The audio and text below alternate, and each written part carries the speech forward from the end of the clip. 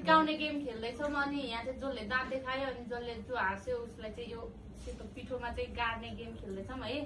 अनि भिडियो कस्तो लाग्छ पुरा भिडियो पनि हेरिदिनु होला। सुरुमा म गाउँ बगरेर त्यो मन यता मोड भन्दिन म माया गर्छौ थाहा छ मलाई